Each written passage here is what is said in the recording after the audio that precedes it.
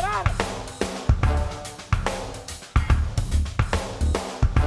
¡Déjale un tiro solo, perro!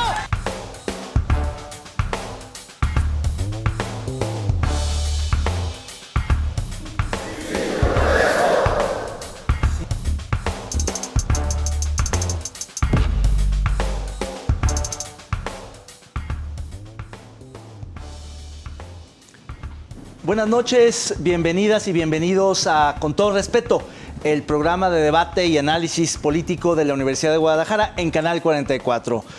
Antes de dar la bienvenida a mis compañeros aquí en el set, mando un saludo a nuestros compañeros en la banca, Ibabel Arroyo, Diego Petersen y Sonia Serrano. ¿Cómo estás, Jaime? Muy bien, David. ¡Qué milagro! Así es, se hacen los milagros de vez en cuando. Bienvenido, David. Ya se te extrañaba. Bueno, y gracias a todos por acompañarnos. Hoy, bueno, como cada semana, muchos temas de los que hay que hablar. Hay ecos muy claros todavía de esta elección, tanto en el Estado de México como en Coahuila, que, bueno, pues es prácticamente el banderazo para la madre de todas las batallas, como siempre dicen, que es la elección presidencial. ¿Cómo estás, doctora? Bien, muy bien. Bienvenidas, bienvenidos. Pues sí, vamos a comentar mucha cosa de lo que todo el mundo habla, que es el preámbulo o el inicio del proceso electoral del 24. De aquí en adelante ya esto se va a poner muy calientito, así es que vamos empezando, David. Pues sí, como siempre, con muchos temas en el programa del día de hoy. El ambiente anda caliente, no solo en temperatura, sino en el caldeo político. Así que vamos a empezar, como siempre, con un tuit internacional sobre la elección presidencial también, pero de Estados Unidos, de cara al 24, que es justamente el año en que coinciden las elecciones presidenciales de México y Estados Unidos.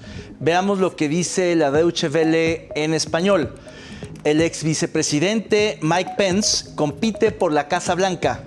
Pence cuenta por ahora con un apoyo del 5% en las recientes encuestas.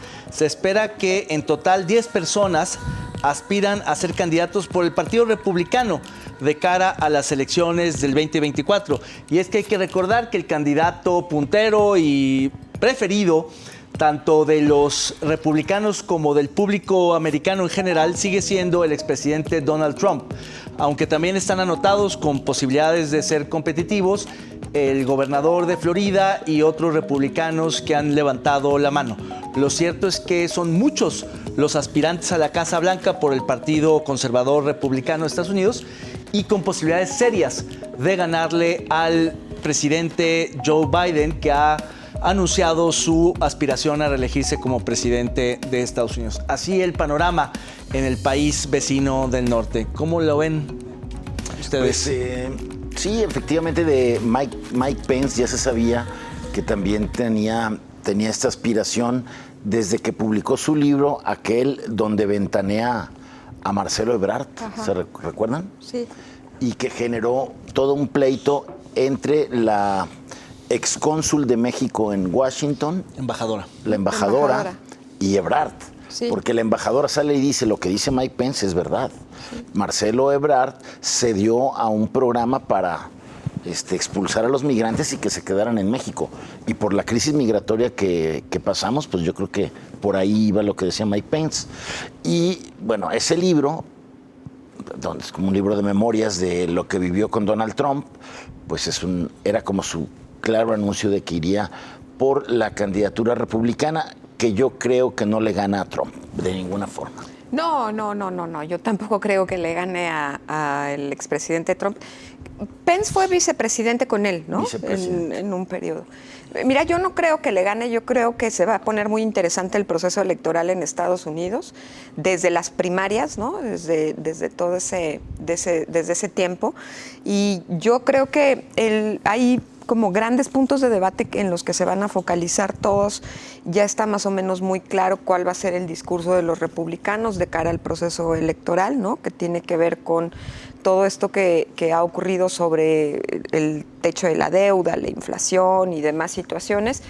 Pero algo que me parece interesante es que pretenden colocar en el centro del debate todo el tema de las armas y de los tiroteos en las escuelas, porque acaba de salir un estudio la semana pasada que señala que entre los menores de edad en Estados Unidos la primer causa de muerte son por bala, ¿no? O porque juegan con las armas que tienen en casa, o porque son víctimas de los tiroteos en las escuelas. El primer lugar. El primer lugar. Más que las drogas. Más que cualquier otra cosa. Y creo que va a ser interesante cómo lo van a colocar en el debate. Yo no acabo de entender cómo es que se presenta a las primarias republicanas el ex vicepresidente del expresidente Donald Trump. Es extraño. Algunos lo interpretan como un rompimiento o simplemente un distanciamiento entre los dos, y hay quien lo interpreta como un acuerdo entre Pence y Trump para que quien vaya más adelante en las encuestas decline por el otro, lo cual garantizaría que uno de los dos de la fórmula original termine estando en la boleta republicana. Lo cierto es que Joe Biden se antoja débil, a pesar de que ha tenido, digamos, algunos factores a su favor. En general, es un presidente percibido como viejo, como cansado.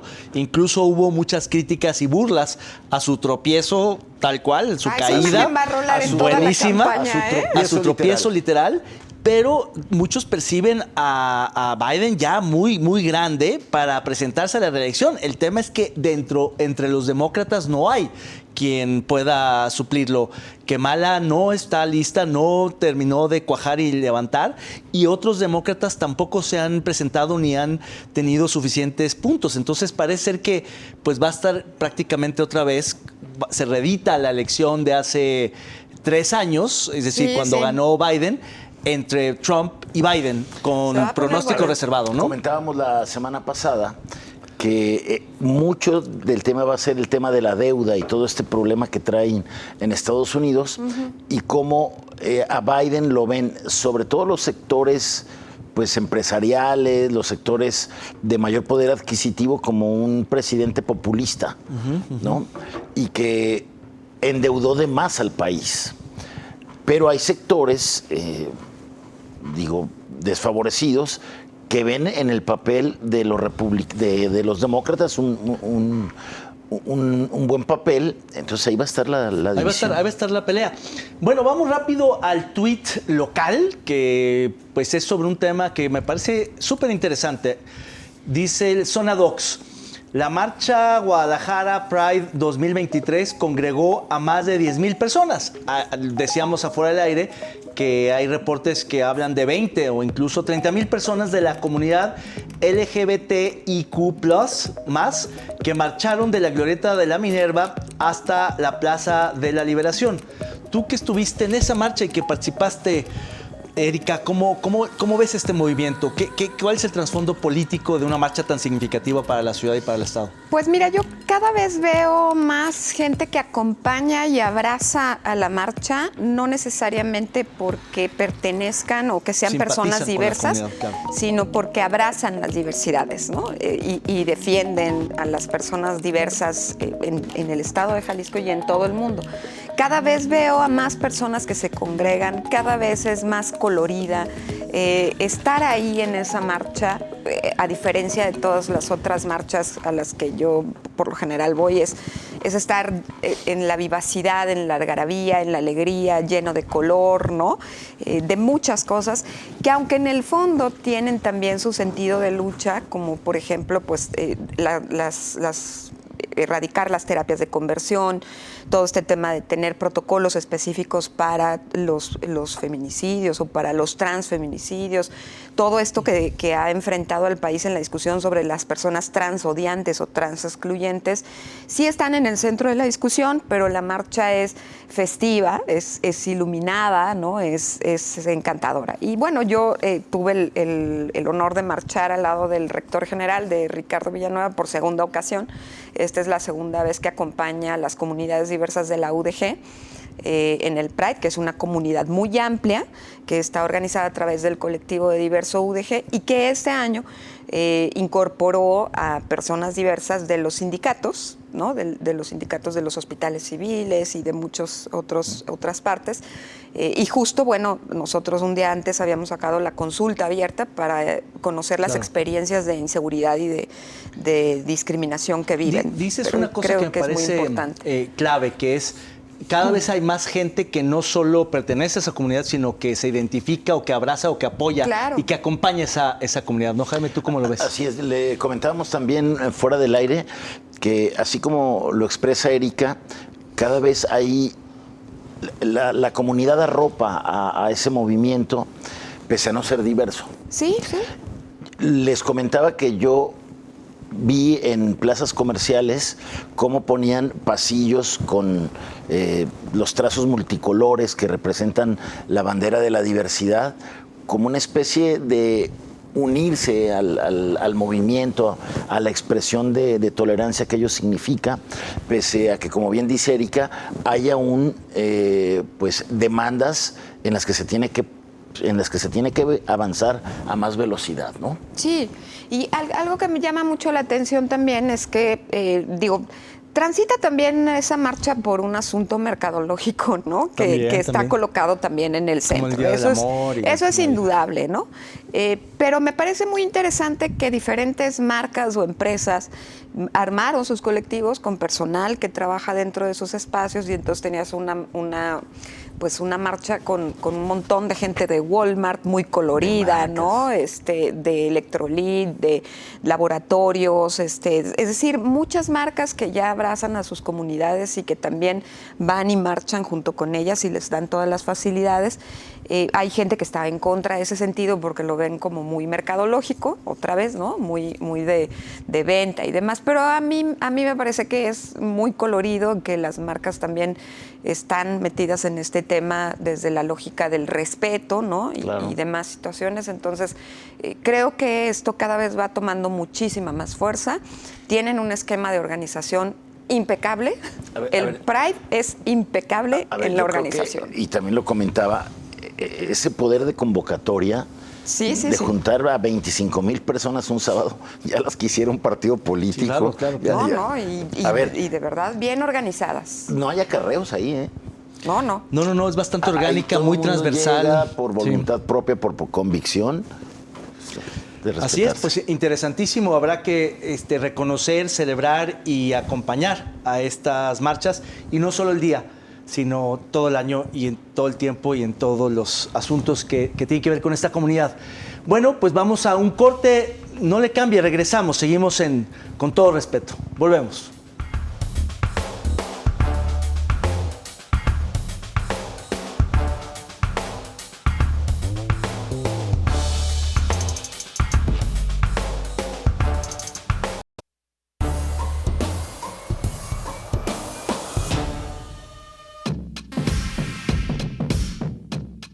Después de las votaciones del domingo pasado en Estado de México y en Coahuila, la primera con el triunfo es Delfina Gómez, con la coalición Morena-PT y Partido Verde. Se dice que le dan la estocada al PRI en ese estado con 70 años de colocar candidatos, mientras que en el estado del norte, el abanderado del PRI, Manolo Jiménez, es virtual ganador.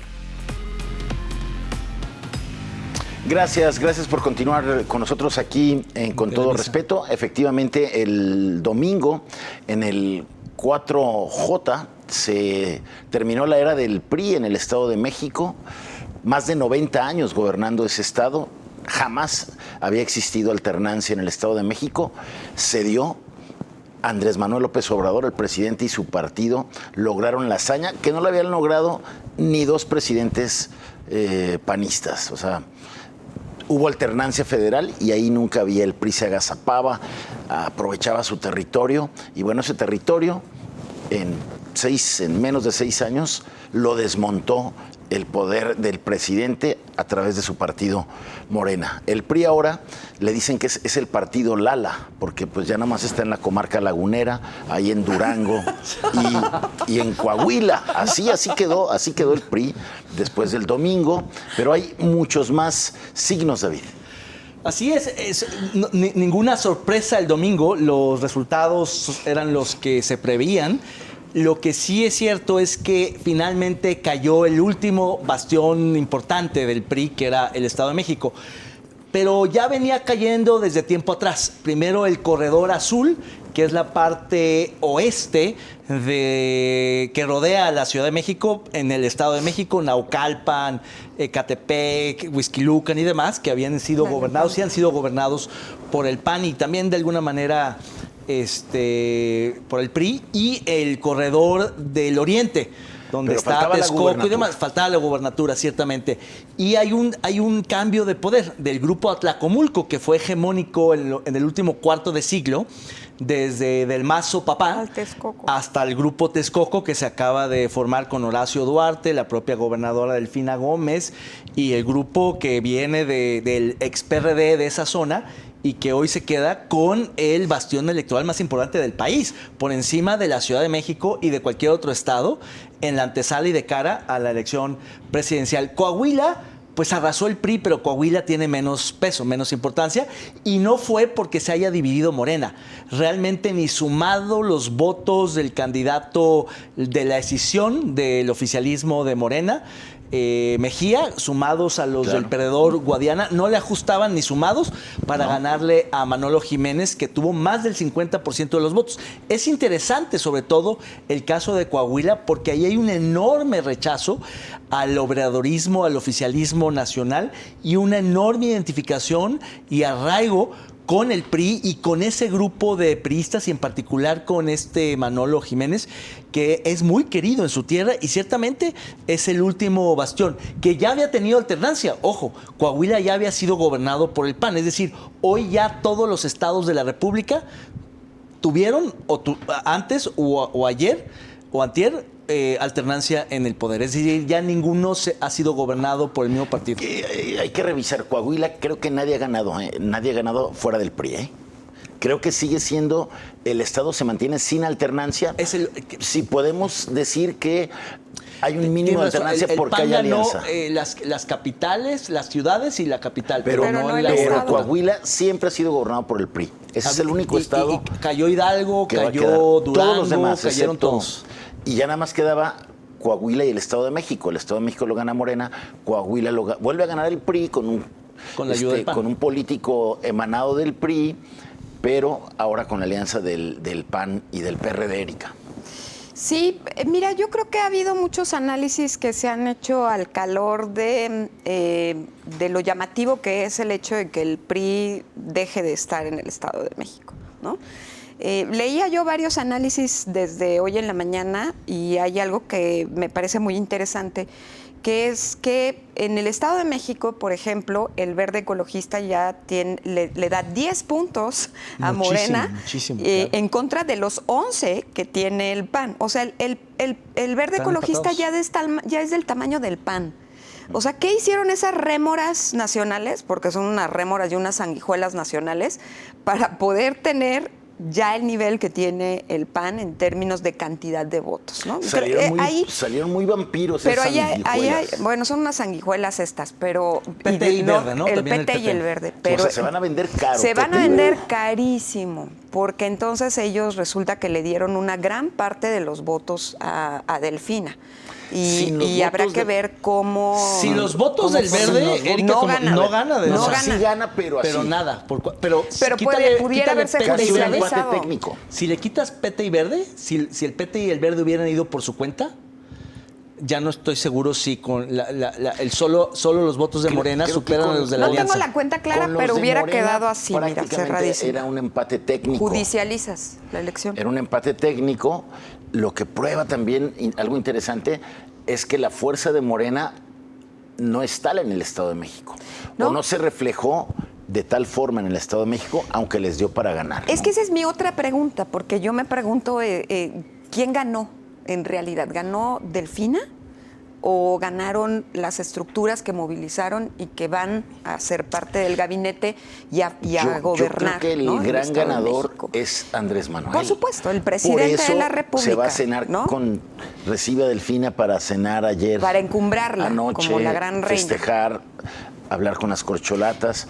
Hoy llega cantando a la mañanera. ¡Qué bárbaro! Llega cantando a la mañanera y luego les dedica una del Grupo Firme, ahí una terrible canción, a los priistas del Estado de México. Ahora, en fin, anda celebrando el presidente. Por otro lado, hay... Pues sí. Pues sí, perdón, pero por otro lado, yo creo que sí hay que colocar en el centro del debate la terrible oposición que seguimos teniendo en este país a un año del proceso electoral presidencial.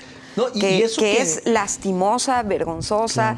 De verdad es que los presidentes de los partidos políticos han hecho todo por no ser una oposición viable, elegible, factible, ¿no? No tuvimos en esta ocasión, Erika, un Fox o un Andrés Manuel. No, incluso un Peña, ¿no? Que empezó a despuntar más o menos desde que era gobernador del Estado. Pero todo el mundo habla de que Alejandra del Moral era en realidad buena candidata. Yo no he oído una sola persona que no lo diga. El punto es que también aquí se metió algo que sí quiero poner en el centro, que es cuando tú tienes solamente a 2 mujeres candidatas y son mujeres y las metes al debate, el hecho de que no se golpeen o no se digan entre sí cosas también es muy significativo, porque entonces si las tachan de ejercer violencia política o si no sé cuánta cosa que se dicen entre ellas, ahí hay un tema que hay que colocar, porque si no, entonces pues de qué estamos hablando, ¿no? Claro. Pero muy, muy vergonzosa la oposición en este país. Dudo que tengan lo suficiente como para construir algo que sea una buena opción de aquí al próximo proceso electoral. Perdón, David. ¿Ves en el horizonte algún liderazgo que pueda emerger para darle una oportunidad a la oposición en el 2024? No, yo creo que ya ese tiempo pasó. Yo lo que creo es que las oposiciones, la coalición opositora, la alianza PAN, PRI, PRD, simplemente va a buscar que no gane la mayoría en las cámaras, en el Senado y en diputados. Claro, se van a ir Ese por es las cámaras. el único propósito hoy de las oposiciones, impedir que el oficialismo tenga mayoría calificada para hacer cambios constitucionales. Ya en corto, en privado, de manera casi abierta y resignada, reconocen una eventual derrota, es decir, el triunfo de Morena, sea Claudia Sheinbaum o sea Marcelo Ebrard. En las oposiciones te dicen vamos a perder, pero hay que evitar a toda costa que se lleven esas mayorías. Y lo más probable es que efectivamente el PAN lleve mano. Y entre los panistas punteros hay 2 nombres únicamente. O sea, Lili Telles y Santiago Krill. Es decir, es bastante trágico porque de los famosos 15 de México Unidos, pues los priistas pues no tienen cabida. El perredista menos, ¿no? Oye, ni ganas de construir una candidatura de la sociedad civil. Vamos a cerrar el bloque con el mismo tema, viendo este tuit que es escandaloso, intolerante, terrible. Yo no sé en qué estaba pensando este panista que llegó a ser parte del gabinete de Felipe Calderón, Incluso de Peña, también estuvo en el gabinete de Peña, ¿no?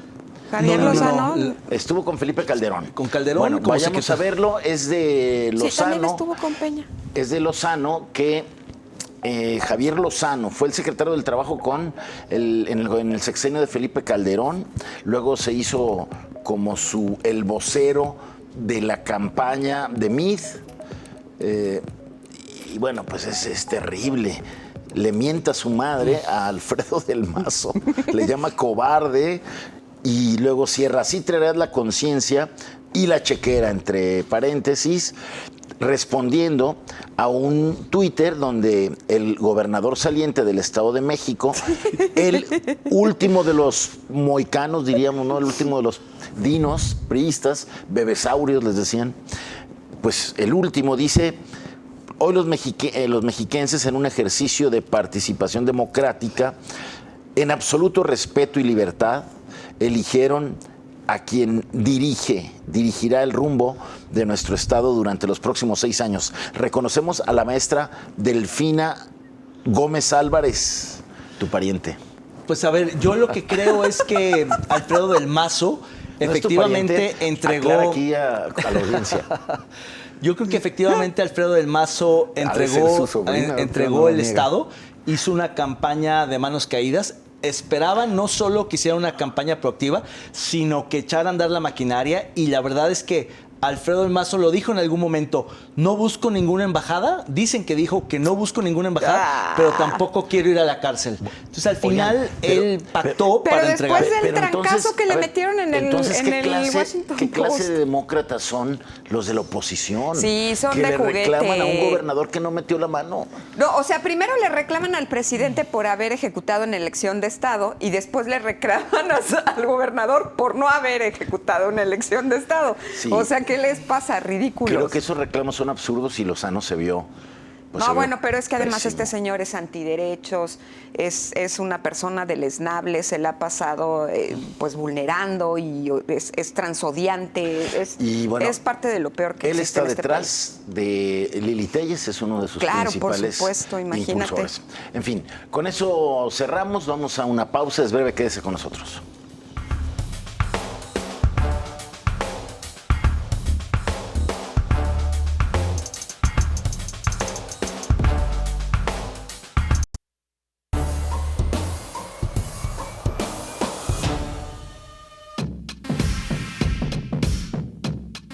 Pese al estudio que dio a conocer la organización, que estima en casi 600 personas extras en la nómina legislativa, este lunes se dio a conocer que de manera discrecional, los diputados locales gastan millones de pesos en la contratación de personal eventual para sus oficinas, órganos técnicos de las comisiones que presiden o sus coordinaciones parlamentarias. Los datos más recientes indican que tienen contratados a 353 empleados supernumerarios que representarán más de 142 millones de pesos en 2023, pero pueden ir por más. El eterno problema del Congreso del Estado, su obesidad, su despilfarro, su ineficiencia, siempre da de qué hablar. Siempre prometen los legisladores entrantes que van a sanear, que van a depurar, que van a revisar la nómina, el presupuesto, la estructura y al final o a mitad de la legislatura terminan cediendo y concediendo a las presiones, a los intereses partidistas, a los grupos políticos y terminan quizá peor de cómo comenzaron. Y así, legislatura tras legislatura, el Congreso del Estado de Jalisco se hunde más en un desprestigio, en una descalificación de la ciudadanía. Y es que no es para menos. Hace poco un informe, un estudio técnico del Instituto Mexicano para la Competitividad detectó una serie de anomalías e irregularidades muy significativas al Congreso. Muchos pensamos que a partir de un diagnóstico certero, de un estudio así a profundidad, riguroso, se tomarían cartas en el asunto, en el sentido de mejorar al Congreso. Tal parece que no será así y vamos, como siempre, de mal en peor. ¿Cómo lo ven ustedes, Jaime? A ver, la legislatura 63 pues no fue distinta a las demás. Como lo plantea, se repitieron ahí las inercias. Es una burla lo que anunciaron cuando contrataron al Instituto Mexicano de Competitividad, que les hizo un estudio muy serio, que les dijo, oigan, de los 1,200 empleados que tienen en el Congreso, 600 sobran, más de 600 sobraban. Es increíble, o sea, el tamaño. Más de la mitad. Jaime, el IMCO dijo, más de la mitad de los que están ahí. Si no están, no pasa nada. Como siempre. Si te dicen cobran, eso, cuestan, claro, si te dicen sí eso... Pero no se calla el Congreso. Si te dicen eso, Erika, es una corrupción institucionalizada. Claro. Es aceptar que le pagas a más de la mitad del Congreso sin que haga alguna función o algún trabajo en el Poder Legislativo en bien de la comunidad, que es como lo que tiene que hacer un poder como el Ejecutivo o el Judicial. Entonces me parece penoso que en el Congreso hayan llegado después del IMCO a decir, vamos a quitar a 12 empleados, ¿no? Y que luego de esos 12 ese dictamen no pase. No, una cosa terrible. Y que luego digan en lo oscurito, bueno, mejor sí pasa, pero vamos a contratar a 10 supernumerarios. No, absolutamente todo mal. Increíble, sí. Todo mal. Todo mal. Para terminar un poco la frase de David, siempre pensamos que la anterior legislatura es la peor de todas y la que viene la supera, ¿no? Tienen una capacidad de empeorar. Tienen una capacidad de empeorar impresionante. ¿Sabes cuál es para mí una tragedia que me da mucha tristeza? Es que al mismo tiempo congelaron los sueldos de los diputados que al final, por el nivel de responsabilidad política y administrativa, en realidad ganan muy poco. Pero entonces se tienen que servir con otras cucharas a través de asesores, de prerrogativas, de fondos, le buscan. Entonces esa corrupción institucionalizada, que no es de ahora, que es de hace muchos años, pero que cada vez es peor y que no se corrige, porque cada vez que hay una oportunidad de corregir, terminan, digamos, ratificando lo que viene haciéndose mal, es que los propios diputados ya no tienen tampoco los incentivos para trabajar lo suficiente. Entonces es una burbuja, son realmente 5 o 10 diputados los que más o menos están atentos, metidos en la chamba, y el resto que en realidad van un poco a engrosar las bancadas, a levantar la mano, a votar en bloque. Oye, espérate, que ahí vienen las campañas, ¿no? Y muchos van a saltar o a quererse reelegir.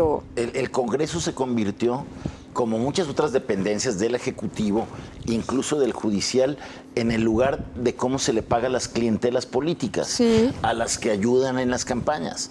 Nada más que es terrible, estos sí ya se pasaron de la raya.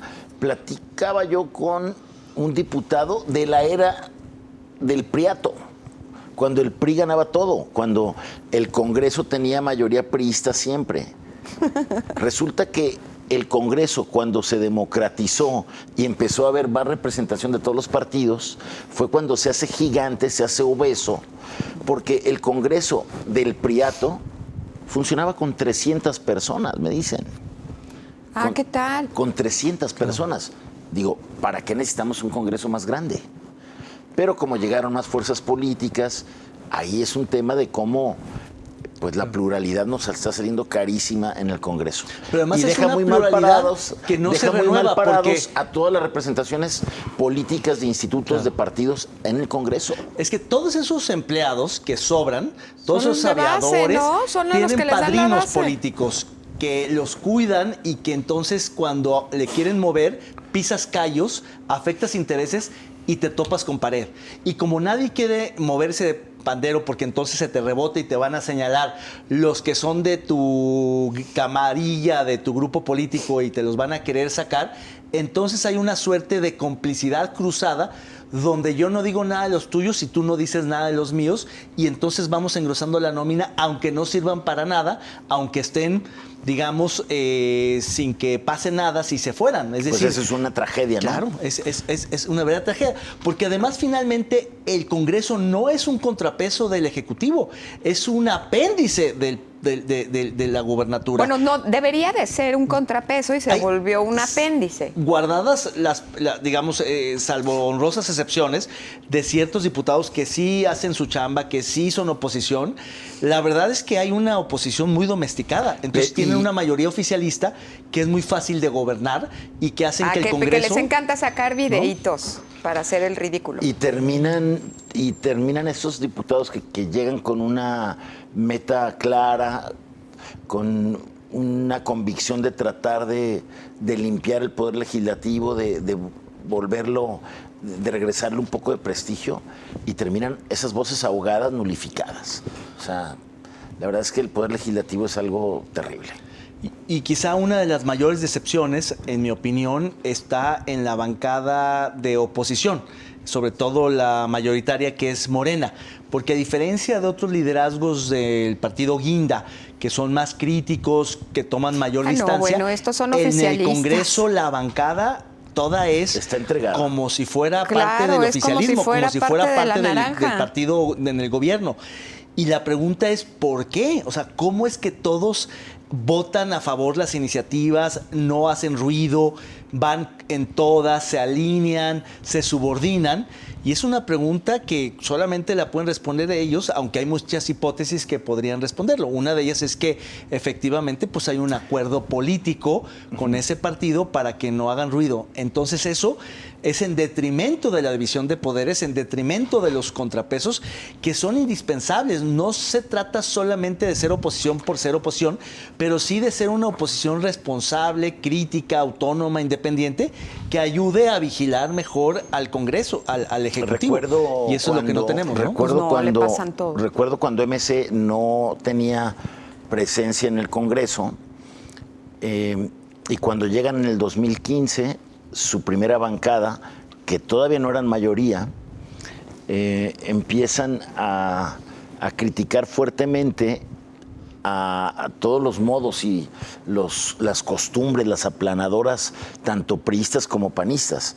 Pero las 4 últimas legislaturas que han estado dominadas por el Partido Movimiento Ciudadano, el Congreso no ha cambiado en nada. Sigue siendo absolutamente lo mismo y teniendo los mismos vicios. Pues siempre demuestran que se pueden superar a sí mismos, sí, ¿no? Sí, hasta un buzón de quejas inauguran.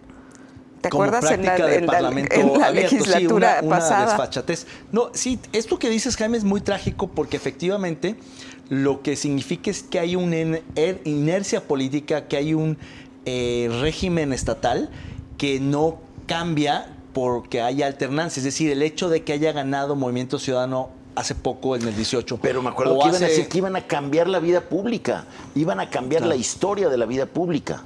En el Congreso no sucedió. No sucedió. No. Pues y en ningún otro Bueno, lado. pues veamos ahora este video que nos tienen preparado para ponerle el nombre. Veamos lo que nos tiene la producción preparado.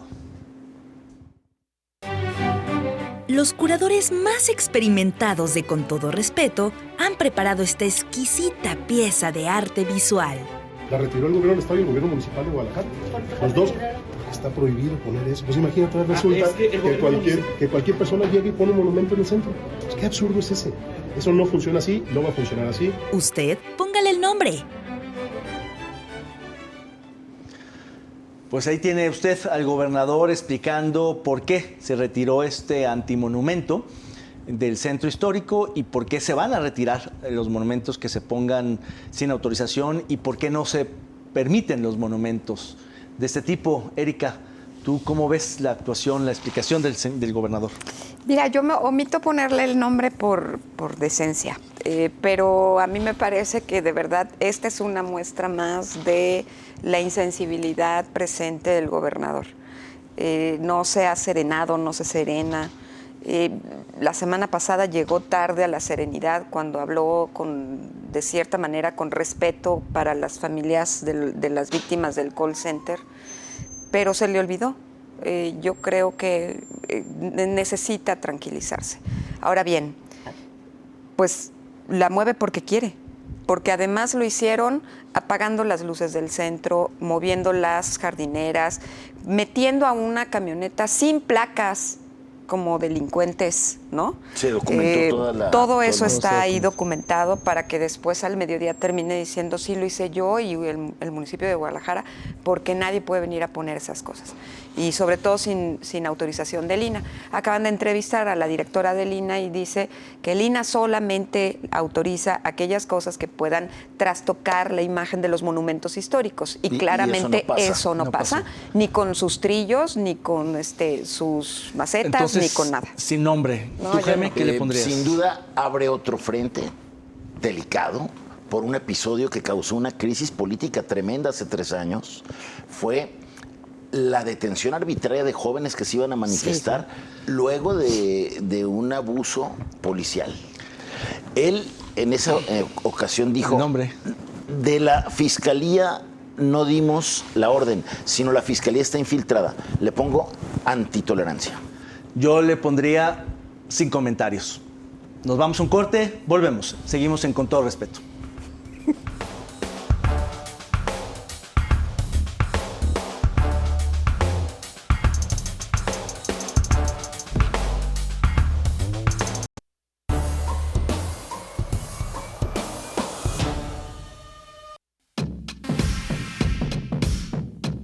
Abogados, padres y sobrevivientes al incendio de la guardería ABC, donde murieron 49 bebés en Hermosillo, Sonora, denuncian que la impunidad persiste a 14 años del siniestro. Sin embargo, el gobierno federal asegura que las reparaciones a las víctimas podrían culminar en este 2023.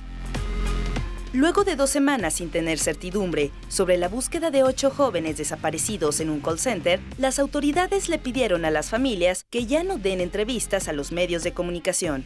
Por su parte, la familia de Sandra Analí se ha manifestado en Avenida Vallarta y les han mandado grupos antimotines para retirarlos de las vías de comunicación. Gracias por continuar con nosotros aquí en Con Todo Respeto. Entramos a nuestro segmento de cierre, que es más movidito. Vamos a hablar rápidamente de estos dos temas. Vamos a meter también un último, algo que acaba de suceder hoy, el anuncio de la renuncia de Marcelo Ebrard a la Secretaría de Relaciones Exteriores. Lo que sabíamos iba a pasar después de la elección del domingo en el Estado de México y Coahuila. Pero rápidamente, Erika, 14 años de esta, que fue una tragedia terrible en la guardería ABC en Hermosillo, Sonora. De esas fechas que no deberían de existir, ¿no? Como fechas de recuerdo sobre este tipo de crímenes, de errores humanos terribles y que no ha pasado nada. Yo sinceramente creo que son de las cosas que se van a quedar para toda la vida.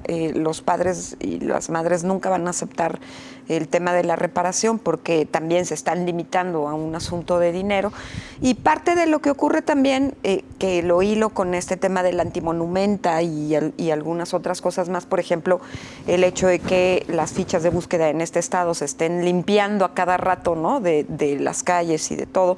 Pues es no entender el concepto de la memoria, ¿no? En términos generales. La memoria en torno a las violaciones de derechos humanos, que ya ha dejado de ser un concepto para convertirse en un símbolo muy importante que le da cohesión a los grupos sociales organizados, pero que también al mismo tiempo le da cohesión a los grupos de víctimas, ¿no? Así es.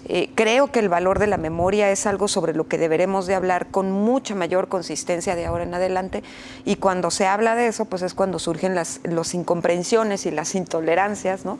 Sobre este tipo de temas. Totalmente.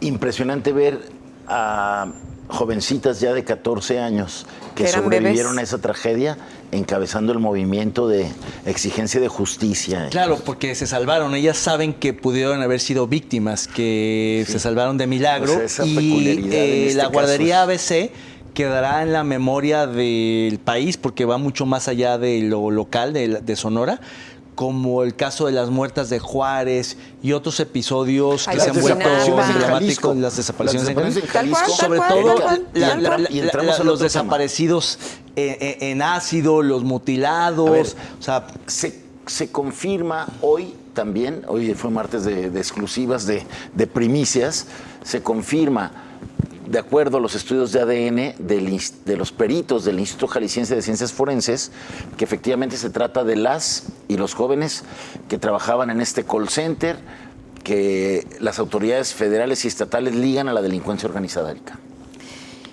Desde aquí un abrazo a sus familias, muy solidario y muy acompañador por el dolor. Hubiésemos querido que no fuera así, pero pues ahí está el resultado.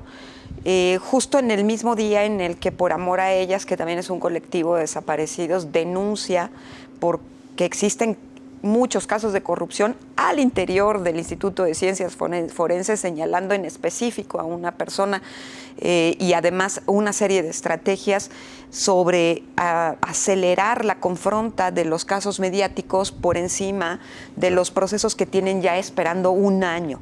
Hay familias afuera del Instituto de Ciencias Forenses esperando un año a que le entreguen a un familiar que ya reconoció, ¿no?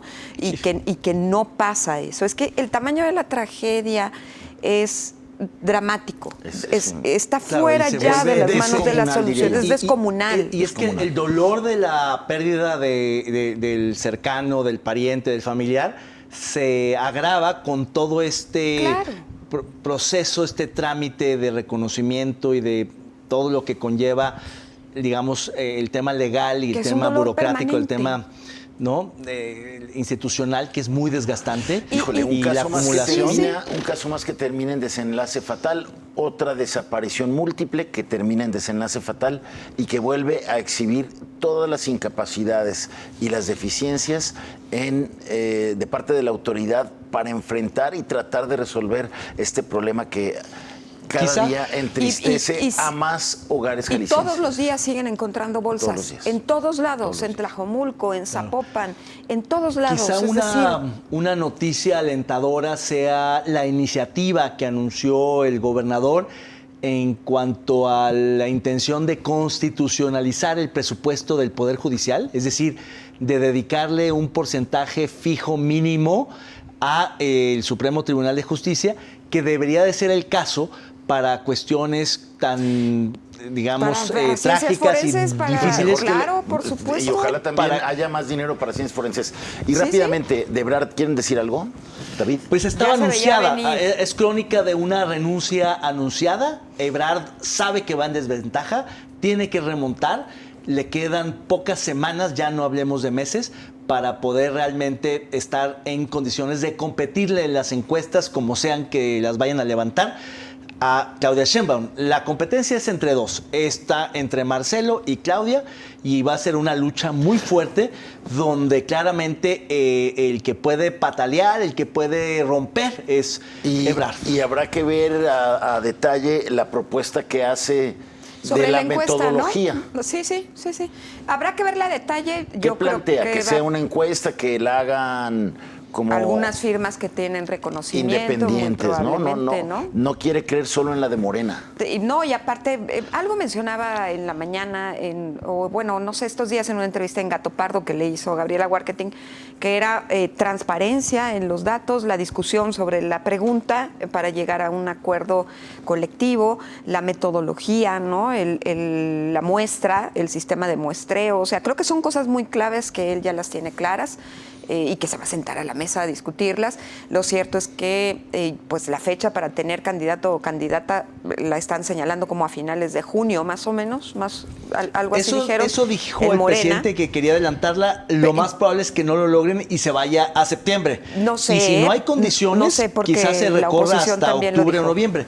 Pero lo cierto es que en el oficialismo van más adelantados, van mejor que en la oposición. Las oposiciones se van a tardar muchísimo. Yo creo que en el oficialismo se está jugando la verdadera elección del 2024. Claro. Esta interna, esta cuestión... es como en los tiempos del PRI, cuando... Es como adelantar la elección. En los tiempos del PRIato, la buena era la interna del PRI, el destape. El destape, pero aquí por lo menos hay competencia, hay que decirlo. Es distinto que en el PRIato, que no había competencia, que había destape. Cierto. Es que había si hay una diferencia. No sé si sea una competencia real. No, claro que es real. Eso sí. No. No le vayan a aplicar la de Manuel, la del, ¿cómo se llama? Manuel Mejía. Camacho. Claro, bueno, Ebrard es hijo de Manuel Camacho. Ebrard es hijo de Manuel Camacho. Sufrió en carne propia esa. Claro, pero yo sí creo que es una competencia real. O sea, ¿tú crees que el presidente en realidad va a respetar la encuesta? No, va a tratar de incidir en ella, pero sabe que si Marcelo Ebrard no está de acuerdo y rompe, entonces se le complica el escenario. Por eso tienen que cuidar a Ebrard. El tema es que tienen que evitar que rompa, porque Ebrard tiene una invitación. Que Ebrard no va a romper con Morena. No va a romper, y además el ridículo de Alito Moreno ayer dijo que no quería los retazos. No, bueno, pero tiene otras invitaciones en el Verde, en el PT y en Movimiento Ciudadano. Por supuesto. Bueno, pero puede sacarle un susto. Pero no se va. Yo también creo que no, pero por eso mismo le van a tener que conceder varias de las cosas que va a negociar. Que va a hacer, de las condiciones que está imponiendo. Este tema lo agarramos a bote pronto. Seguramente la próxima semana vamos a volver a tocar el tema para ver el lunes. Para ver cómo incide esto y cómo acelera pues el proceso, cómo lo calienta, y la bronca la bronca en la que mete a Mario Delgado, al líder nacional de Morena, que no sabe qué decir con las encuestas y con los tiempos, ahí con lo que le dice el presidente, en fin, pues ahí ya le complicó también. Vamos a cerrar con, vamos a ver el premio de la neta no de la semana pasada.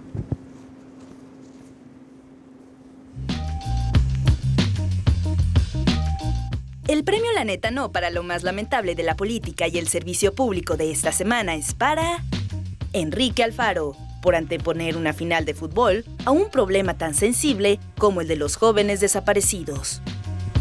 ¡Enhorabuena!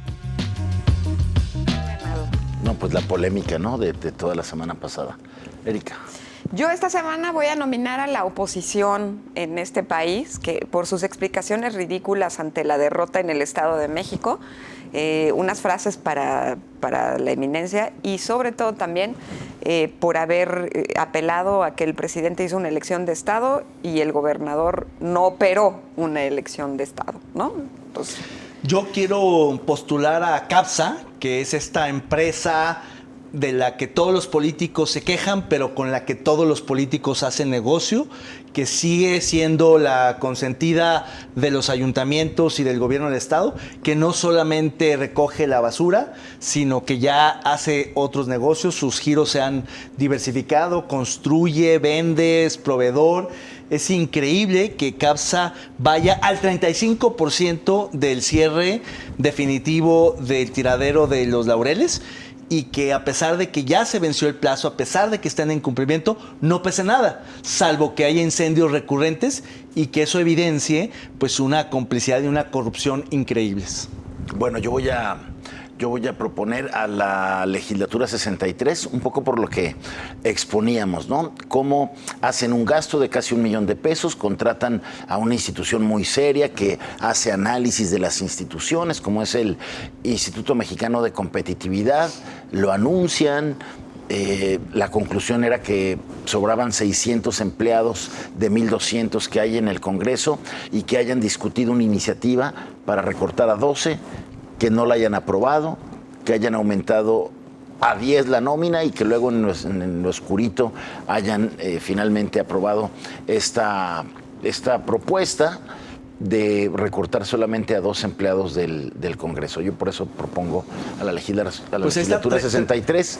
Puras organizaciones, ¿verdad? Instituciones y organizaciones siempre es muy bien. Pues con eso nos vamos. Erika, gracias. Al contrario, nos vemos la próxima semana. Descanse, tenga buena semana. ¿Tu pronóstico de qué pase ahí con Marcelo Ebrard? No, Marcelo se queda en la 4T. Vamos a regresar esporádicamente con esto de la apuesta. Sí, se queda. No, de que se va de la Cancillería, se va. De que se queda en el oficialismo. En la 4T se queda, yo digo. Se queda en la 4T. Si no le respetan la candidatura, Ebrard ¿se queda o se va? Se va. ¿Tú crees que se va? Si no hay un proceso de encuesta, digamos, transparente, abierto, riguroso, como lo está exigiendo, Marcelo Ebrard se va del oficialismo, renuncia a la 4T y se va como candidato de otro partido político. Habrá que ver porque Ebrard va abajo en las encuestas, casi en todas de Sheinbaum. Bueno, pero entonces, ahí hay operación política de todos los En todas las partidos. encuestas es que no hay una que gane.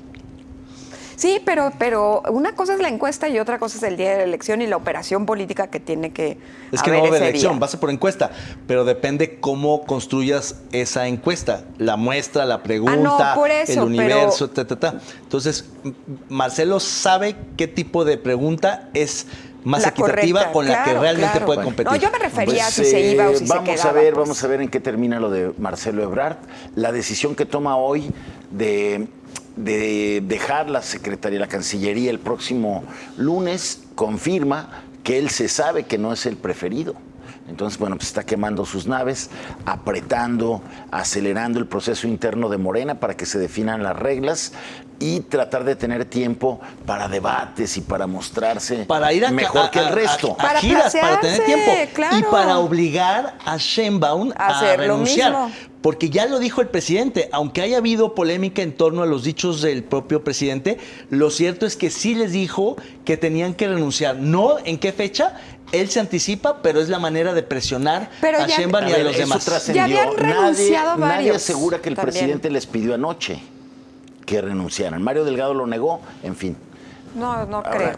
Habrá que ver qué pasa. Pero ya había renunciado varias personas del equipo estratégico de Marcelo a la Secretaría, Marta Delgado y varias que son también muy buenas. Gracias, Erika. Gracias, David. Que tenga buenas noches. Pero sobre todo, gracias a ustedes por habernos acompañado. Que tengan una excelente semana y nosotros los esperamos aquí el próximo martes en otra edición de Con Todo Respeto. Pásela bien.